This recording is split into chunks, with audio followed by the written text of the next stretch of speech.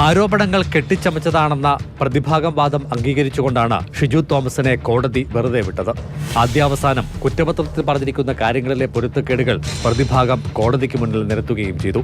2016 December 21 കേസിനാസ്പദമായ സംഭവം. മദ്യപിച്ച് സ്ഥിരമായി വീട്ടിൽ വഴക്കുണ്ടാക്കുന്ന പ്രകൃതക്കാരനായിരുന്നു ഷിജു തോമസ് അത്രേ. ഇത് മാതാപിതാക്കൾ ചോദ്യം ചെയ്തു.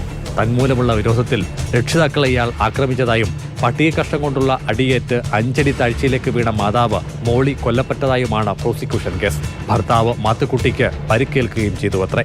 കുറ്റപത്രത്തിൽ പറഞ്ഞിരിക്കുന്ന പല കാര്യങ്ങളും സത്യവിരുദ്ധമാണെന്നായിരുന്നു പ്രതിഭാഗത്തിന്റെ വാദം. സംഭവ ദിവസം ഉച്ചതിരിഞ്ഞ് 3 പോലീസ് എത്തിയ ശേഷമാണ് മോളിയുടെ മൃതശരീരം സ്ഥലത്തു നിന്നും ആശുപത്രിയിലേക്ക് മാറ്റിയതെന്നാണ് കുറ്റപത്രത്തിൽ പറയുന്നത്. എന്നാൽ എഫ്ഐആറിൽ അന്നേ ദിവസം രാത്രി 11:55 കൊലപാതക വിവരം സ്റ്റേഷനിൽ അറിഞ്ഞതെന്നാണ് രേഖപ്പെടുത്തിയിട്ടുള്ളത്. മോളിയെ പട്ടിക കഷ്ണം ഉപയോഗിച്ച് കഴുത്തിൽ അടിച്ചു എന്നതാണ് അന്വേഷണത്തിലെ കണ്ടെത്തൽ. എന്നാൽ ഒന്നാം സാക്ഷി മത്തായിക്കുട്ടിയുടെ സഹോദരന്റെ മൊഴി ഇത് തള്ളി.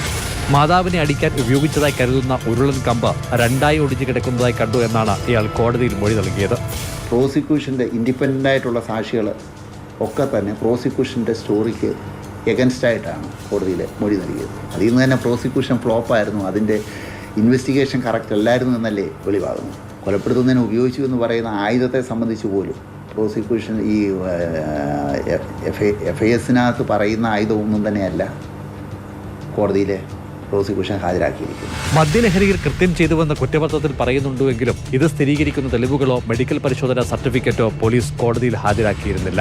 മാത്രവുമല്ല, ഡിസംബർ 21 കൃത്യം നടന്നതെങ്കിൽ ഹാജരാക്കിയ മെഡിക്കൽ സർട്ടിഫിക്കറ്റ് ഡിസംബർ 23 പ്രത്യാക്രമണത്തിനിടെ പ്രതിക്ക് പരിക്കേറ്റതായി പറയുന്നുണ്ടെങ്കിലും അനുബന്ധ തെളിവുകളുടെ അഭാവവും ഇവിടെ ഷിജു തോമസിനെ കുറ്റവിമുക്തനാക്കുന്നതിന് ഇടവരുത്തി. കേസിൽ ആകെ 17 സാക്ഷികളാണ് ഉണ്ടായിരുന്നത്. 2ാം സാക്ഷി പ്രതിയുടെ പിതാവ് മത്തായിക്കുട്ടി അടക്കം 2 പേർ വിചാരണ തുടങ്ങും മുൻപ് മരണത്തിന് കീഴടങ്ങി. വിസ്തരിക്കപ്പെട്ട സാക്ഷികൾ ആരും തന്നെ പ്രോസിക്യൂഷൻ നിലപാടിനോട് യോജിക്കുകയും ചെയ്തില്ല. ചുരുക്കത്തിൽ ആരോപണങ്ങൾ അവാസ്തവമാണെന്ന് വിലയിരുത്തിയാണ് additional sessions judge doctor PK Jayakrishnan പ്രതി കുറ്റക്കാരനല്ലെന്ന് കണ്ടെത്തിയത്. മാതൃഭൂമി ന്യൂസ്, പത്തനംതിട്ട.